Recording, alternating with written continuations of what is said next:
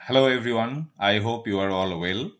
So আগের দিন আমরা প্রেজেন্ট কন্টিনিউয়াস টেন্সের নিয়মে যদি কোনো সেন্টেন্স থাকে তার ভয়েস চেঞ্জ কি করে করব সেটা শিখেছিলাম। আজকে আমরা প্রেজেন্ট পারফেক্ট টেন্সের রুল ফলো করে যদি কোনো সেন্টেন্স দেয়া থাকে তার ভয়েস চেঞ্জ কি করে করব সেটা শিখব।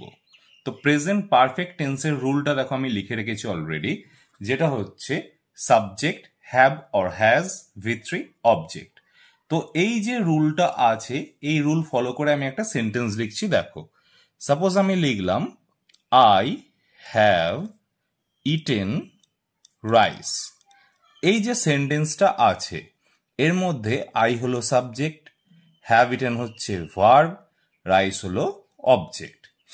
এবার তোমাদের আমি আগের দুটো ভিডিওতে অলরেডি বলেছি যে ভয়েস চেঞ্জ যখন করবে তার বেসিক রুল হচ্ছে সাবজেক্ট লাস্টে যাবে, অবজেক্ট ফার্স্টে আসবে।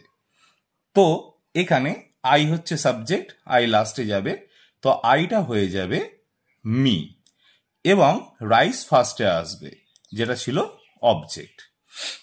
এবার ভয়েস চেঞ্জের ক্ষেত্রে আমাদের মনে রাখতে হবে সাবজেক্টের পরে যদি হ্যাভ থাকে তাহলে এখানেতে যে আনসারটা আমরা করছি সেখানে যে অবজেক্টটা ফার্স্টে লিখছি তারপরে আমাকে হ্যাভ অর হ্যাজ লিখতে হবে। তো কি বললাম, কোশ্চেনে যদি সাবজেক্টের পরে হ্যাভ থাকে তাহলে আনসারেতে অবজেক্টের পরে হ্যাভ অর হ্যাজ লিখতে হবে।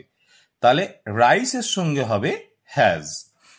এখানে যদি সাবজেক্টের পরে হ্যাভের বদলে হ্যাজও থাকতো তাহলেও আমরা এখানে যেটা অবজেক্ট লিখছি তারপরে হ্যাভ বা হ্যাজের মধ্যে লিখতাম, যেটা এর সঙ্গে হবে সেটা।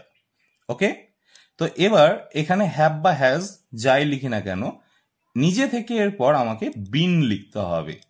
বিন, BEEN, বিন। তারপরে সব সময় আমাকে ভার্বের থার্ড ফর্মটা লিখতে হয়।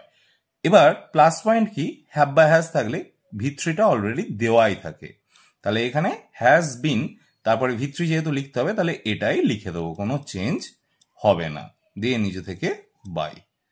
আশা করি তোমাদের কাছে ক্লিয়ার হয়ে গেছে।